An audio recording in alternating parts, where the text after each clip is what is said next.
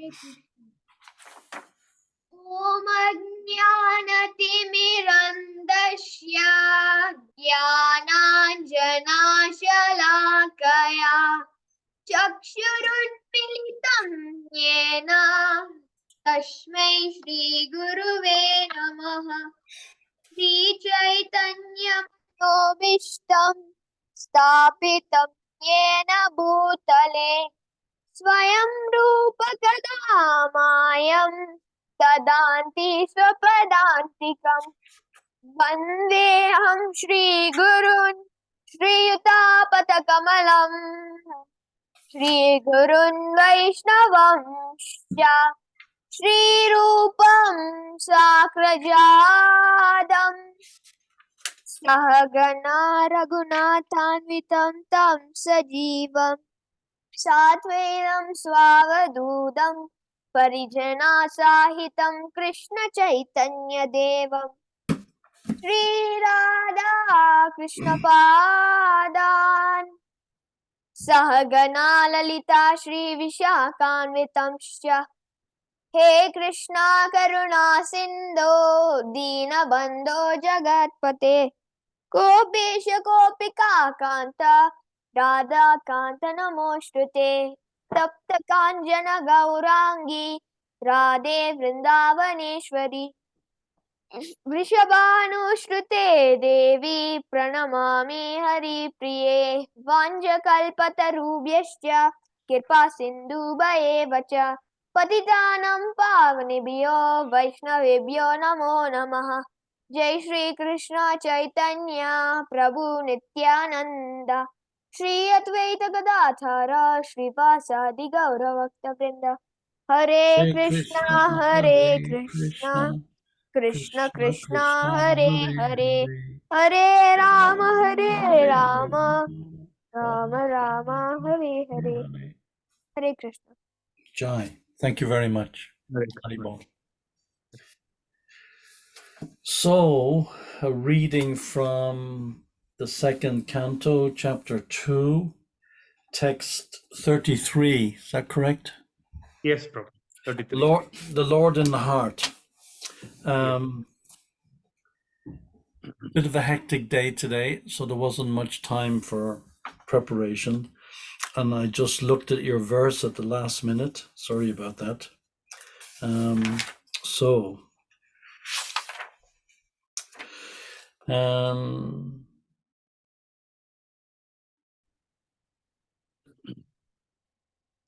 Nahyatonya Shiva Panta Vivasta Samsrita Viha Vasudeve Bhagavati Bhakti Yogo Yato Bhavet. Na, never. He, certainly. Ata, beyond this. Anya, any other. Shiva, auspicious. Panta, means. Vishataha, wandering. Samsrito, in the material world. Iha, in this life. Vasudeve, unto Lord Vasudev, Krishna. Bhagavati, the personality of Godhead. Bhakti Yogaha, direct devotional service. Yataha, wherein. Bhavet, may result in. Translation. For those who are wandering in the material universe, there is no more auspicious means of deliverance than what is aimed at in the direct devotional service of Lord Krishna. Purport by His Divine Grace, A.C. Bhaktivedanta Swami Srila Prabhupada. As will be clarified in the next verse, devotional service or direct bhakti yoga is the only absolute and auspicious means of deliverance from the grip of material existence. There are many indirect methods for deliverance from the clutches of material existence, but none of them is as easy and auspicious as bhakti yoga. The means of gyan and yoga and other allied disciplines are not independent in delivering a performer. Such activities help one to reach the stage of bhakti yoga after many, many years. In Bhagavad Gita 12.5 it is said, that those who are attached to the impersonal feature of the absolute are liable to many troubles in the pursuit of their desired goal. And the empiricist philosophers, searching after the absolute truth, realize the importance of Vasudeva realization as all in all after many, many births. Bhagavad Gita 7:19. As far as yoga systems are concerned, it is also said in Bhagavad Gita 6:47 that amongst the mystics who pursue the absolute truth, one who is always engaged in the service of the Lord is the greatest of all. And the last instruction in Bhagavad Gita 18:66 advises fully surrendering unto the Lord, leaving aside all other engagements or different processes for self-realization and liberation from material bondage. And the purport of all Vedic literatures is to induce one to accept the transcendental loving service of the Lord by all means. As already explained in the text of Srimad Bhagavatam, first canto, either direct Bhakti Yoga or the means which ultimately culminate in Bhakti Yoga without any tinge or fruit of activity constitutes the highest form of religion. Everything else is simply a waste of time for the performer. Srila Sridhar Swami and all other acharyas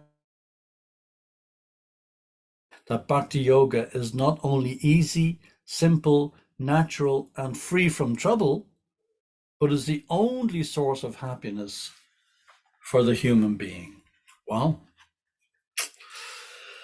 Om Jnana-timirandasya Ganangana Shalakaya Chaksharan Militam Jena Tasmai Shri Gurave Namaha. So, any questions? That's pretty amazing, isn't it? I mean, it's quite a bold statement. I mean, it sounds like a very kind of casual thing to say. And Prabhupada says this a lot. And we read it a lot. We understand it to some extent. But, you know, we don't put it into practice. That's our problem. I don't put it into practice. I obviously cannot speak for anybody else. But the way Prabhupada says here, quoting Sridhar Swami, the Goswamis, and other acharyas like Jiva Goswami, I mean, listen to this one sentence. Just how much effort, how many words, how much meaning Prabhupada puts into such a few words. I mean, it's quite amazing. It never ceases to amaze me. I'm having an ongoing text conversation with a very old Prabhupada disciple in Los Angeles for the last 2 weeks or so. And we're discussing about his reading of Prabhupada's books and how he had slacked off for so many years. And now in the last few years, he's taken it back up again, and serious chanting. Of course, we're all getting older, so we're all thinking about these things.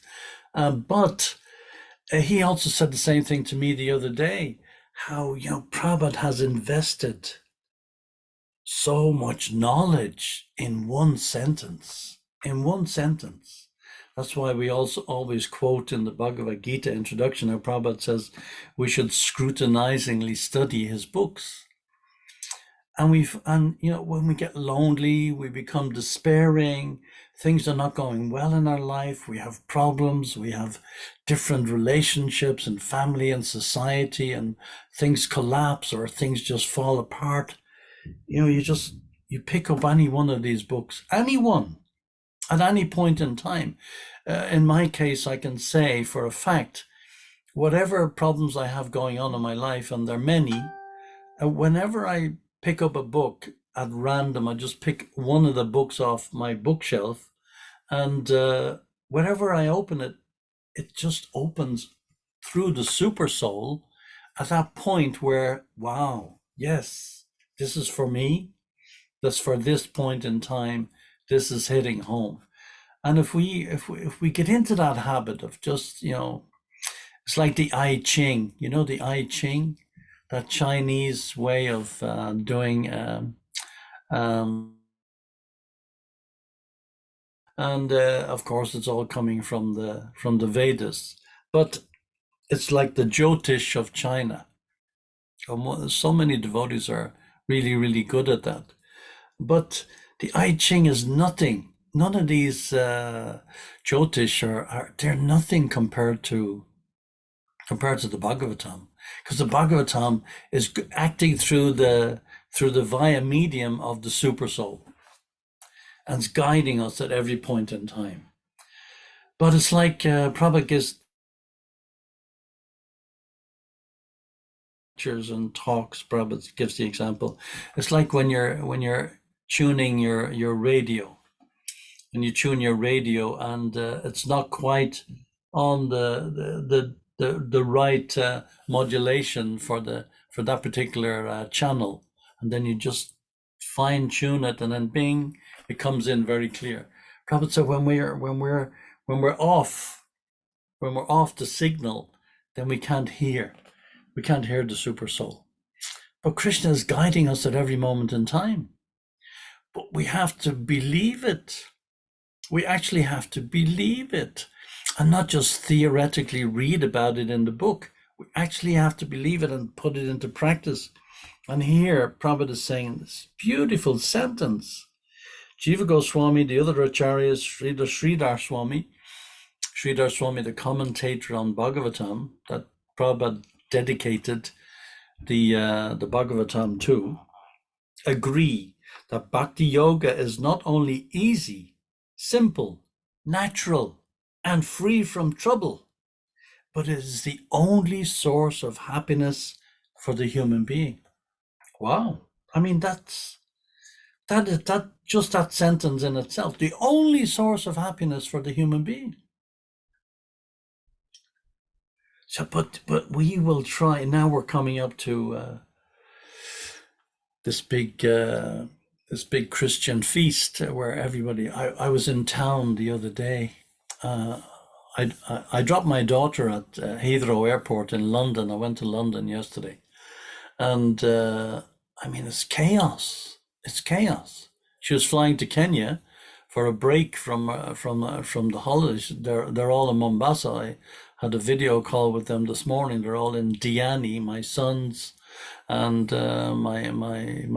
my daughter and my grandchildren. They're all there in Diani, and they were all on the beach waving. And I was shopping. I was in the supermarket, and they were waving from the beach, all enjoying the blue sky, the blue sea. It was like you pick up a bucket and paint the wall with so blue.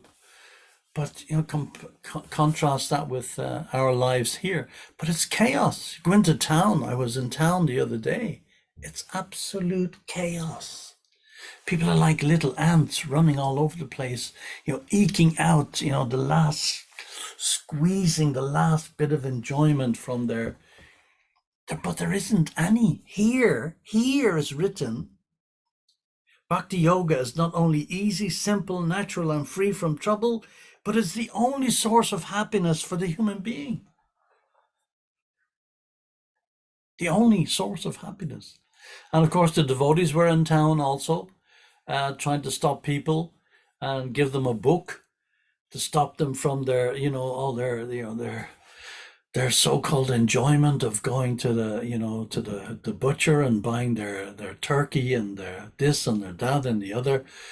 I mean, it's a feast. It's a feast of suffering for so many millions and millions of animals and birds. And this is it. This is the celebration. And they revel in this, and everybody gets sentimental and waxes up. Oh, we have to be home for Christmas, and we have to do this for Christmas, and we have completely sentimental, completely 100% mental, sentimental, completely. I mean, totally. No question of Bhakti yoga or any yoga, Bhakti or otherwise. Just headlong rush to enjoy, and it's like putting your hand in the subji, and you put your hand in the subji and you leave it there.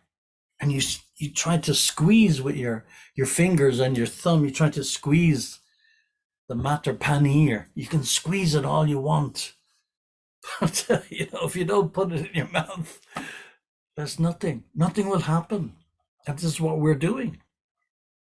The whole society is geared toward this, and they think that we're mad. I saw the people looking at the devotees. Devotees were doing a little bit of a kirtan, and some devotees broke away from the Harinam party. I wasn't in the party. I was just passing through town, and I saw the devotees, and they tried to get me to buy a book. They don't know me. They're all young people. I said, "Oh, Jai, thank you very much. I'll try and get one next time. Hare Krishna." And they were like, "Wow, he said Hare Krishna. Did you hear that? He said Hare Krishna." So, so Agyata Sukriti. So I got a little bit. But the devotees are just banging their heads off a wall. I mean, they do get people to stop and take a book. We do sell books, but those people who do stop and take a book, how rare are they? How fortunate are they? I read a quote from Srila Prabhupada today, of course, some devotee in Los Angeles who's heading up the Prabhupada Marathon for Christmas in LA on the West Coast, San Francisco and San Diego. He put that quote from Prabhupada. Prabhupada said, and this is true, this is an actual quote from Prabhupada. Prabhupada said, even if they don't buy the book, you put it in their hand, they look at it, they hand it back to you, they have made advancement. Simply by holding the book in their hand, they've made advancement. Because what are they doing? They're holding the name of Krishna. They're embracing it, even for it's a second. And they give it back to you and say, no, I don't want that. Because what we used to do, the way I was trained to go out on a marathon, and I was dreading going out in the cold and the rain and the snow and stopping people who don't want to know. Even if you're handing out 10-pound notes, they don't want to know. They just get out of my way. I'm busy. So people are so caught up in their world of enjoyment, what they think is enjoyment. They can't see anything. They can't lift their head and just look at the sky. It's impossible. It can't be done. They can't do it because they're so absorbed in their maya, so absorbed in their worries, so absorbed in their anxiety. And here we are saying, listen, no more anxiety. No more. Stop your anxiety. Go to Vaikunta, the place of no anxiety. Take one of these books, chant Hare Krishna, and they just run past you and push you out of the way. I mean, so unfortunate. So unfortunate. We are so fortunate, but we don't take advantage. We really, really have to take advantage of this great, great, great fortune that we've been given. You're very fortunate. You're not in this, stuck in any of these Western cities like New York or London or Paris or Los Angeles, where people are like ants. And it's like this tamasic. It's now even worse than ever because it's winter. I think the 20th of December is the shortest day of the year. So another couple of days to go, the shortest day of the year. It gets light at 9 o'clock in the morning. It gets dark at 2:30 in the afternoon. By 4 o'clock, boom, there's not a tinge of light left. So, it's like, it's so tamasic. And then this is the time of the year and the most tamasic period that people are out and trying to squeeze some last enjoyment. And what do? They go to the bars, they go to the clubs, they go to the restaurants, they have their New Year's celebration with their fireworks and their version of Diwali. I mean, Diwali is celebrating the return of Lord Ram to Ayodhya. These people are celebrating tamas, complete and total tamas. But it's not only them, it's the whole world. You can't blame them. It's not that we're pointing the finger at them and say, oh, look at them. No. We can't blame them because the conditioning has been there for hundreds of years. And the whole modern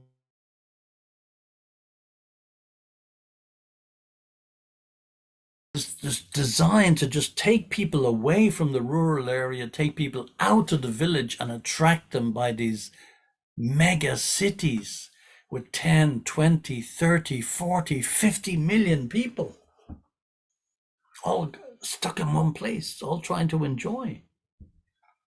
Where the farmer goes out in the planting season, he plows his field, the rain comes, he plants his seed, and he waits for he does his weeding, he waits for the harvest to grow, he harvests his crop and milks his cow. He works what? 12 weeks in the year? So he has, 6 weeks of planting and cultivating the crop, and 6 weeks at most of harvesting and cultivating the crop after the harvest and cleaning it and tethering it and everything like that. So he's working 3 months. 9 months he's got for sitting under the banyan tree and chanting Hare Krishna and doing bhajan and kirtan and reading Ramayana and Mahabharata. And we do, these farmers, they're living in the rural area, they're in ignorance. Who's in ignorance? As Prabhupada used to say, who's crazy? We were accused of being crazy by the so-called deprogrammers in the 60s and the 70s in the West. They used to kidnap the parents, the rich parents of some devotees who joined, both Christian and Jewish. They used to kidnap the devotees and take them away from the temple. Kidnap. And bring them to these secret locations and try to force them to eat meat and engage in abominable activities and report to the authorities that we were crazy. Prabhupada said, who was crazy? Prabhupada printed a pamphlet on that very point. Who is crazy? And we were accused of brainwashing people. We were brought to the court, the High Court in the state of New York, charged us with brainwashing people. Prabhupada told the devotees, Prabhupada was in Bombay, and he told the devotees what to say every day in the court. When you go to the court, you say this. The judge says this, you say this. The authorities say this, the prosecution says this, you say this, blah, blah, blah. Every day it went on for weeks. We won the case. It was guided by Prabhupada. Every day the devotees would go into the court and they would just simply repeat whatever arguments Prabhupada had given them for that day. Prabhupada would say, so what's the argument coming up tomorrow? And then the devotees would. So Prabhupada printed that pamphlet, Who is Crazy? And he called them out on their madness. The whole world is crazy. And there is because this misidentification with the body, we see what's going on in the world. You don't even need to turn on the TV. It's like everywhere. Either an international crisis or a local crisis or a regional crisis, everywhere people. Why? Why are they dissatisfied? Why are we dissatisfied? Because we are identifying with the body. That's what it boils down to. As Prabhupada says here, there are many indirect methods for delivering one from the clutches of material existence. None of them is as easy and as auspicious as Bhakti Yoga. Bhakti Yoga, the yoga of love. I mean, if we want to translate it, this is it, the yoga of love. We are all desperately searching after love, all of us. But unfortunately, we're looking for it in the wrong place. As Prabhupada gives that example, there may be a crowded room. The baby is in the pram. The baby is in the cot. The baby starts crying. All the women in the room, they'll pick up the child, try and comfort the child. The only thing the child will want is when that child meets the mother. As soon as the child gets into the arms of the mother, the crisis is over. Then everything is hunky-dory. So we're in the same situation. The only way we can be happy is when we get back to our Father, Krishna. I'm the seed-giving Father of all living entities. This is Krishna. The means of Jnana and Yoga and other allied disciplines are not independent in delivering a performer. Such activities help one to reach the stage of Bhakti Yoga after many, many years. So they help you to reach the stage of Bhakti Yoga. So how many systems and how many times and trials and tribulations have we gone through, not only in this lifetime, but previous lifetimes, to reach this stage where we encounter the pure devotee, we encounter the pure philosophy, the Bhagavad Gita as it is given to us, like it was given by Krishna himself. As Prabhupada says, I didn't write these purports, Krishna dictated them. In Bhagavad Gita 12.5, it is said, those who are attached to the impersonal feature of the Absolute are liable to many troubles in the pursuit of their desired goal. And the empiricist philosophers searching after the absolute truth realize the importance of Vasudeva realization as the all-in-all after many, many births. Again, many, many births. So how many times has Prabhupada said, just give this one lifetime? Just this one lifetime. Yes, the mind will play so many tricks. It'll deviate us in so many ways, and there'll always be something else that's more important than our sadhana. There'll always be some urgency that's pulling us in a different direction. And it's easy to do, and it's like, oh, let me just go here just for a second. Let me do this just for a minute. And then before we know, we're down the rabbit hole, into the whirlpool, and gone. Prabhupada goes on to say, as far as yoga systems are concerned, it is also said in Bhagavad Gita 647 that amongst the mystics who pursue the absolute truth, the one who is always engaged in the service of the Lord is the greatest of all. Among the mystics who pursue the absolute truth is the greatest of all. And even those, Krishna says in Bhagavad Gita elsewhere, even those who seek after the absolute truth and who reach the stage of trying to engage in service, hardly one knows me in truth. Sa Mahatma Sadurlabha. Such a great soul is very, very rare. Prabhupada gives the example that it's like there's a piece of wood that's flowing in the Pacific Ocean, which is huge. I mean, if you look at the map, when the planet is turning and it's on the side of the Pacific Ocean, you can't see any land. All you can see is water. Pacific Ocean is huge. I mean, I've been across the Atlantic Ocean quite a few times, but I've never been across the Pacific Ocean. Even the Atlantic Ocean, it's like 6 hours or 7 hours from London to New York in a high-speed jet. So you're flying for 7 hours just to cross that water. The Pacific Ocean is 12, 13, 14 hours. So the chances of someone coming in touch with Bhakti Yoga and engaging in the service of the Lord, it's described by Prabhupada in one conversation. He says it's like a piece of wood is floating in the Pacific Ocean. And that piece of wood, it has a hole in the center of it. And it's just floating, carried by the waves here, there, and everywhere.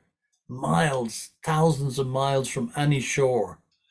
And suddenly, in the middle of this ocean, the turtle comes up and he pokes his head through the hole in that piece of wood. That is the chance of someone getting in touch with Bhakti Yoga. and completing his sojourn for millions of lifetimes in this material world. We've been through millions and millions and millions of days of Brahma. What to speak of counting our own years. So Prabhupada is saying to us, please just give this one lifetime. This one lifetime. And that's all. That's all it takes. Yes, it's an endeavor. Yes, it's a struggle. Yes, we're in this body, and this body is demanding in so many ways, and we have to eat and sleep and so many things and take care of it on a daily basis. And if we don't look after it, it collapses. But overcome that, go beyond that. Yet we understand in theory we're not the body. And that's great. And it's wonderful. And we've all taken up sincerely, to the best of our ability, this philosophy. There's no doubt about it. Anybody who's attempting to be a devotee is a great soul. Succeeding or not succeeding. Because out of many, many millions and millions of among men, hardly one knows me in truth. Hardly one even attempts to know Krishna in truth. What to speak of actually knowing him in truth. So we're certainly way, way, way ahead of the pack. There's no doubt about it. But why hold ourselves back? Why do we want to just go that last mile? As the ancient Chinese saying goes, the journey of 1,000 miles begins with the first step. We have to start somewhere. So now we've come so far. We've come so far. We don't want to give up now at this stage. In Bhagavad Gita 1866, the Lord advises fully surrendering unto him, leaving aside all other engagements or different processes for self-realization. You see, this is so important. Leaving aside all other engagements, so all the material stuff. Leave it aside. Just forget about it. But then Prabhupada goes on to say, leaving aside all other engagements or different processes of self-realization. So this is an important point. Different processes because they're not going to bring us to the absolute goal, to Krishna's lotus feet. It just won't happen. Leave aside all other processes, as well as forget about the Maya part. That's one thing. But then don't go down the wrong route of trying to secure the goal of Krishna's lotus feet. Just leave it aside. For self-realization and liberation from material bondage. And the purport of all Vedic literatures, Prabhupada goes on to say, is to induce one. That's a lovely word. Induce. See, this is the subtle part of our philosophy that doesn't exist in the other religions. It's not there. It's beyond, it's inconceivable. There are rules and regulations. If you don't follow them, you're going to hell. You're going to suffer eternally. That's it. But here, Prabhupada is saying, just like Krishna says to Arjuna at the end of the Bhagavad Gita in the 18th chapter, Krishna says to Arjuna, now I've given you all this knowledge. I've given you the philosophy. I've given you the Siddhanta. I've given you everything that you need to do. Now what does he say? Deliberate. Deliberate. Think about it, and then make up your own mind. So there can't be any question of force. You cannot force someone to love you. I cannot force you to love me. You cannot force me to love you. It doesn't work. You can't put a gun to your head and say, if you don't love me, I'm going to kill you, or you're going to go to hell forever. It doesn't work. That's not love. It's like it's not based on the stick and the carrot. You either get the stick or you get the reward of the carrot. No. It is unrequited. Unrequited. That means you love, whether you get something back, you don't get something back, you get satisfaction from it, you don't get satisfaction, you don't care. That was Mahaprabhu's mood. unrequited love. And what is that? That is the mood of the culmination of the mood of Srimati Radharani. Even when she's with Krishna, even with Krishna, sitting on Krishna's knee, she is in the mood of Vipralamba. I mean, because she's thinking, oh, I may lose him. And Krishna's thinking,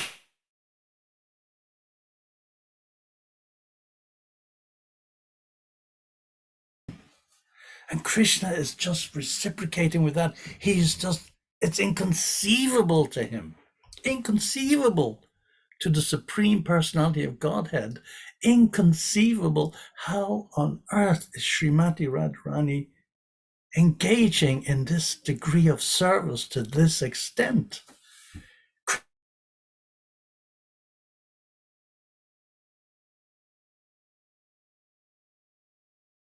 Radha.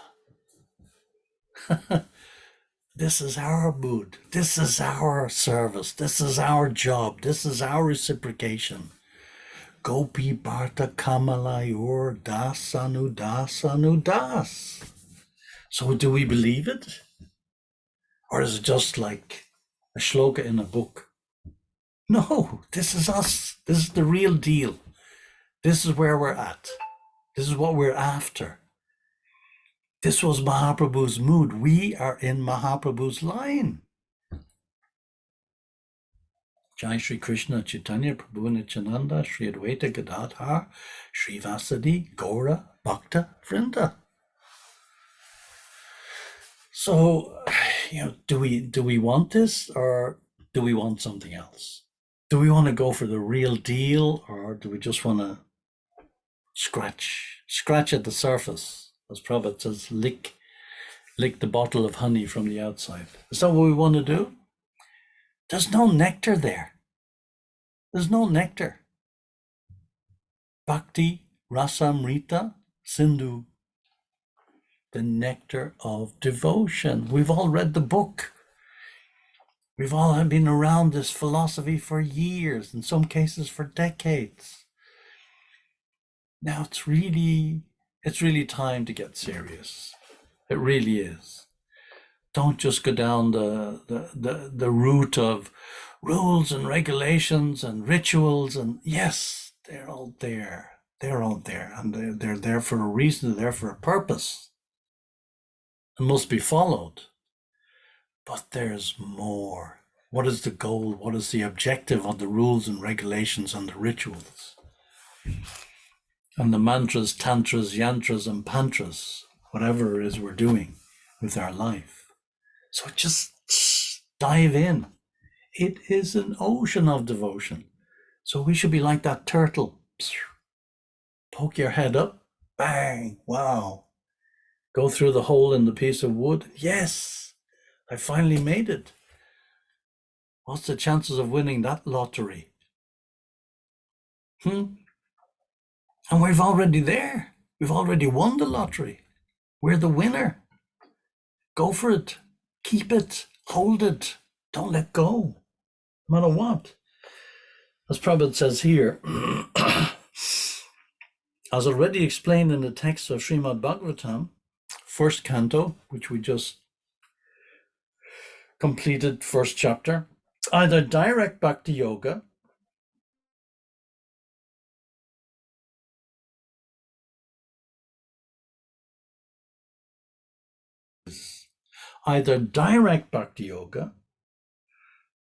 or the means which ultimately culminate in bhakti yoga. Prabhupada is saying, without any tinge of fruitive activity, constitutes the highest form of religion. This is the definition of religion. If we really want a definition, this is it in one simple, complete sentence. This is it. You can't get anything. Just again, another sentence from Prabhupada's purports. It just strikes you.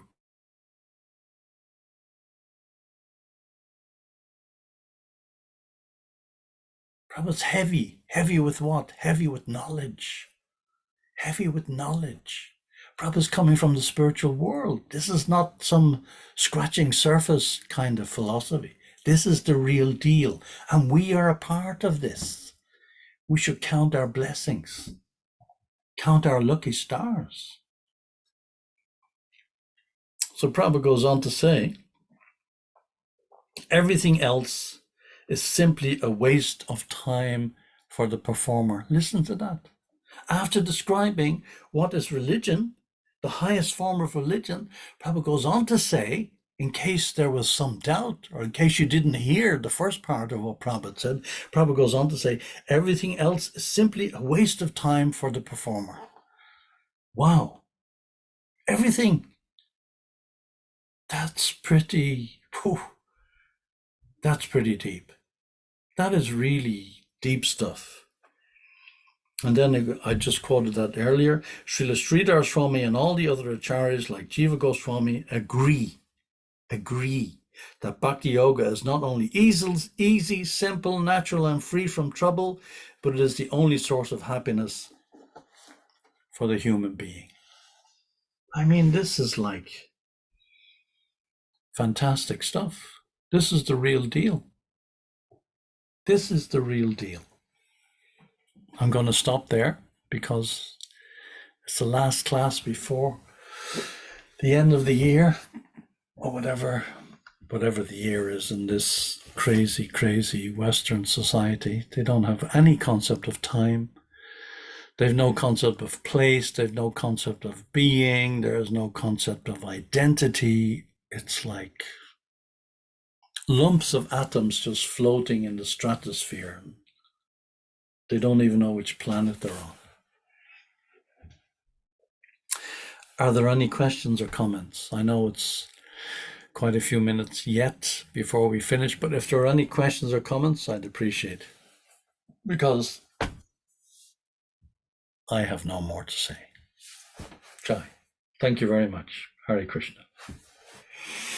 Yeah, Hare Krishna. Thank you so much for the wonderful nectar. That's very, as you said, that's very deep. The only source of happiness for the human being. That's very deep. Yeah. And Yeah. most of us are dwelling on the other source of happiness mostly. I Yes. mean, thinking Yes. that could be happiness, and Yes. Very much. so that does that mean that most of us are in ignorance, thinking that this is happiness? What does it mean, Prabhu? I hear your question. I understand. Yes, we are to some extent, or to a little extent. But let's analyze the word, if you will allow. The very word itself. What does it mean? What is the etymology? What is the root of that word ignorance? It means ignore. We ignore the absolute truth. We ignore who we are. We ignore our constitutional position. As you know, the Constitution is the foundation of every state in a democratic society. Without the Constitution, you don't have any laws. So the government, even the government, doesn't have the power to introduce a law that goes against the foundation, the Constitution of the state itself. But our constitutional position is that of Gopi Bharta Kamalayor Das Anudas Anudas. How many times do we think of that as being our constitutional position? We don't. I don't.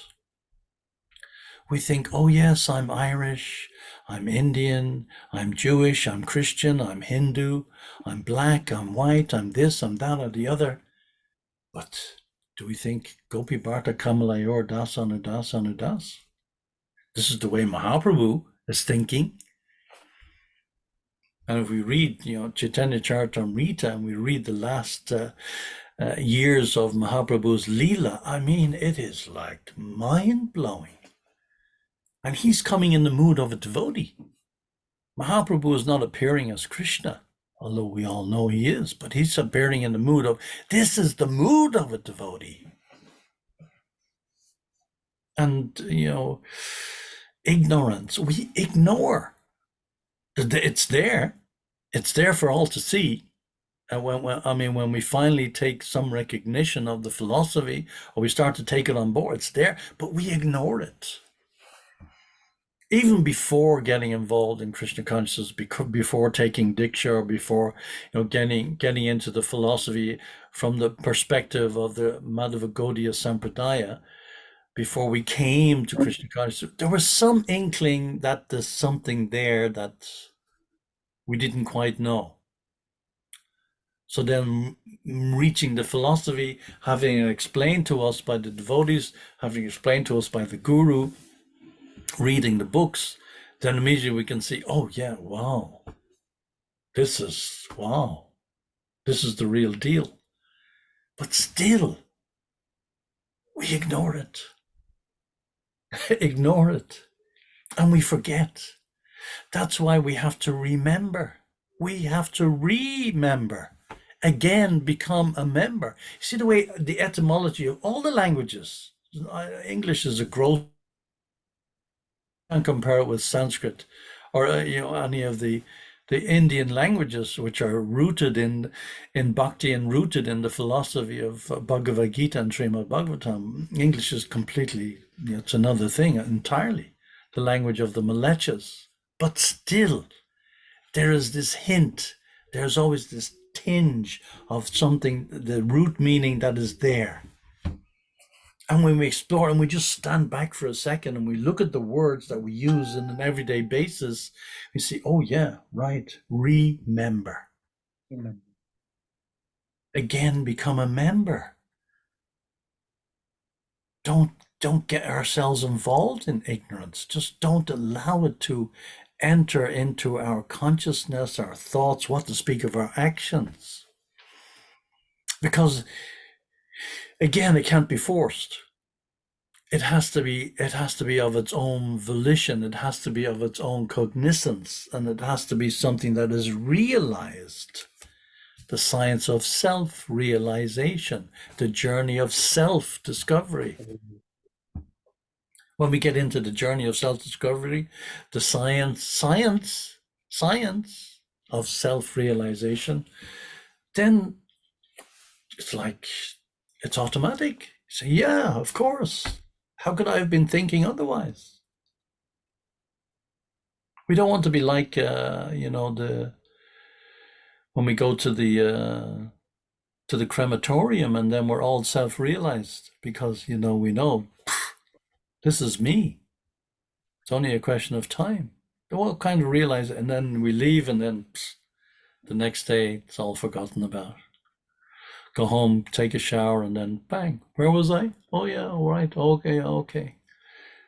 Where's the nearest pub? Where's the nearest bar? Let me enjoy. Half an hour later, after being in the crematorium with all these deep realizations. Oh, he's gone. He's gone.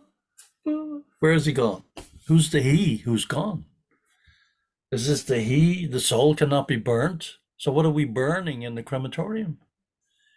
Cannot be moistened, cannot be cut, cannot be burnt by fire. None of these things apply to the soul. And this is, imagine, tip of a hair. Take one hair, divide that tip, not the hair, the tip, by 10,000 parts. This is the tip. This is the Atma. This is the soul that is in the elephant and in the ant and in Indra and Brahma and you and me. This is the spark. Prabhupada says, just like we're flying in a 747, Prabhupada gives that example so many times. Flying in the 747 and this huge plane, 400 or 500 people sitting down in the plane. It is driven by one little tiny spark, spiritual spark. Flying this great big machine. One person, the pilot, using intelligence, using energy. That's a spiritual endeavor. Everything is spiritual. Everything is spiritual. But we have to remember to connect that spirituality in our lives.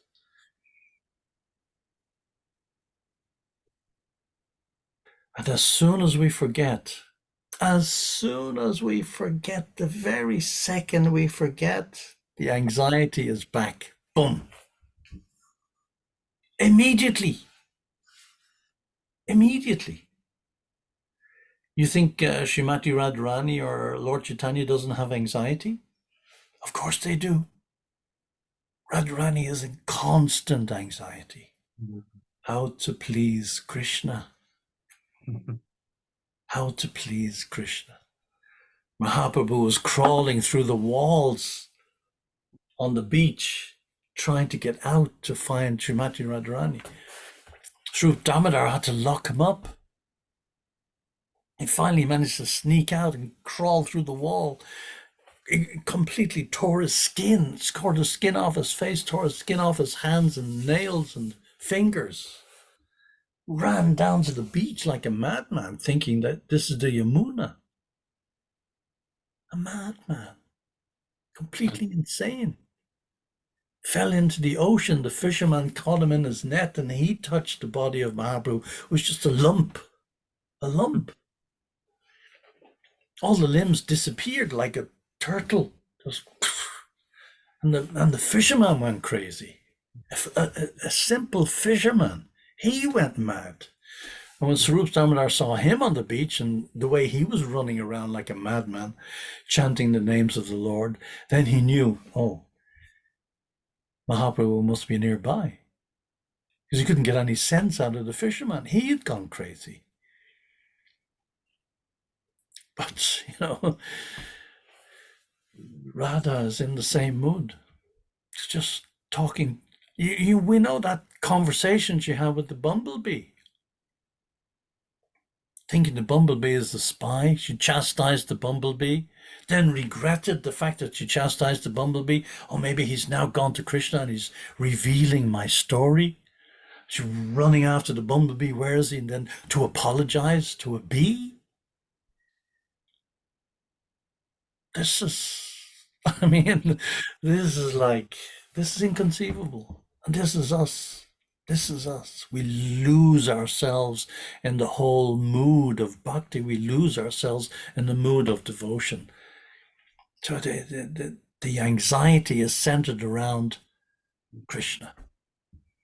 And that ecstasy, that mood of ecstasy, it just increases to reach the point it never stops, and it's eternal. The other kind of shadow religions, they speak of the eternality of the suffering in hell if you don't follow this rule and this rule and this rule. We're speaking of the eternality of the ecstasy increasing 1,000,000-fold per second.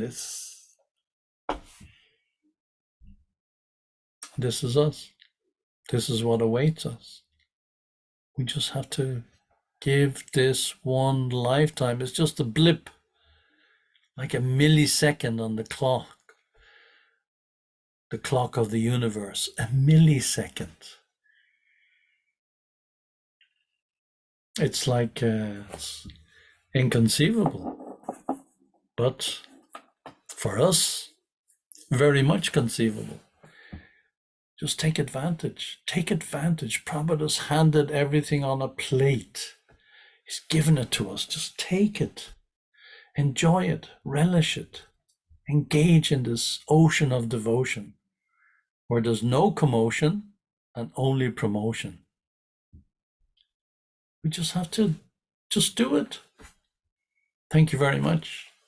All glories to Srila Prabhupada. Haribo. Thank you so much. That's a lovely picture behind you on the calendar. Wow. Yeah, thank you. I think Rukmini. Very sweet. Very sweet. Yeah. Wow. Hare Krishna, prabhuji. Hare Krishna. Jai. Haribo. Please kindly accept my humble obeisances, O Guru Srila Prabhupada. Jai. Thank you very much, Prabhuji. Very nice explanation, like you are not going that deep down in philosophies, but you are explaining our routine of our life, what we do and what we should be doing. This is like practical. You are giving us like practical examples in life. Yes, and also you just said, Prabhupada said, give me this only life, because Prabhupada knows we are not sure to get another human body again. Yes. That's why he's asking this present one, you know. Yes. And this bhakti process is so pure, so natural, so easy, enjoyable. You know, we pray, we feast, we dance, we sing, and at the end we go back to Godhead. So one, you know, Prabhupada once one person Yes. asked him, what happens at the end of your life if you realize that this Krishna consciousness is not true? Prabhupada said, okay, what happens if you realize that whatever you are practicing is not true? For me, I have enjoyed my life. I haven't killed any animals. I haven't eaten them. I have feasted, dancing, chanting, and enjoying my life, keeping a Ekadashi and all. What have you done? Yes. To ask that question. So, and also we see other practices, like we know the great Hiranyakashipu. He meditated for 36,000 years on his stool only. And what happened to him at the end? Ravana, he cut his 10 head, he put in the fire sacrifice to please Lord Shiva. What happened to him at the end? Yes. So we don't have to do all these things. We don't have to. We don't have to even be like a yogi, go in a secluded place and practice the breathing, practice the sitting, practice the control the eyes and control the whole senses. And we don't have to do all these. All we have to do is just chant and be happy. And for that also, you know, devotees come to us. As just said, the devotee met you, they come to you with a smile, and they're happy to give you this Bhakti Lata Bij. They're so happy, right? Yes. So that was my realization. So instead of us going and roaming in 8.4 million species of life, why don't we just take whatever we have now? Thank you, Hare Krishna. Chai, thank you very much. Thank you for your comment. That was very, it's such a fact. As you said, Prabhupada said, just give this one lifetime. This one lifetime. Pass. It's a blip. Yeah. It's just like that. Yeah. In the cosmic time, what is it? What is it? It's nothing. Yeah. And Prabhupada said in a lecture in Melbourne, Prabhupada said, what is the difficulty? You chant, you feast, you take a little prasadam, you dance, you make music. I mean, is that complicated? But that is what most people are doing, but they are doing it in a perverted way. Yes. Right? Yes. They are ruining their own life. So if they understand this bit, change it, just change. That's all. Keep doing that, just change what you are doing, change your habits. Yeah. Dovetail. Yeah. Just dovetail it. Yeah, exactly. Yeah. And then they end up miserable. Yeah. Well, Jai, thank you very much. Hare Krishna. Jai. Hare Krishna. Thank you, Mataji. Thank you, Prabhuji, for the wonderful insights. Really, that we should be counting our luck that we have struck the piece of food in the big ocean, and then we are so fortunate to be in Srila Prabhupada's ISKCON moment, and then discussing the topics of Lord Krishna. Thank you, Prabhuji. I request all the devotees to unmute and then chant Hare Krishna Mahamantra once in glorification of His great Vidura Prabhu. Jai. Hare Krishna, Hare Krishna, Hare Krishna, Krishna Krishna, Hare Hare, Hare Hare Rama, Hare Rama Rama, Hare Hare. Hare. Vanchakalpatarubhyascha, Kripa Sindhu Patitanam Pavanebhyo Vaishnavibhyo Namo Namaha. Jai. Srimad Bhagavatam ki jai. Hari Hari Jai Bol. Sri ki jai. Srila Prabhupada ki jai. His great Vidura Prabhu ki jai. Hare Krishna. Thank you all. Thank you. Hare Krishna. Have a lovely Rath Yatra. And please, We'll miss you, Prabhu. We'll miss you for Rath Yatra. yeah, I would love to be there. Please give my obeisances to all the devotees, particularly Sure. Pundarik. And Yes, yes. thank you very much. And please send me some photographs from Sure, the sure, sure. Jai. Sure, sure. Hare Jai, Krishna. thank you. Hari Bol. Thank you, Hare Hari Krishna. Bol. Hare Hari Krishna. Bol. Hare Bol. Hare Krishna.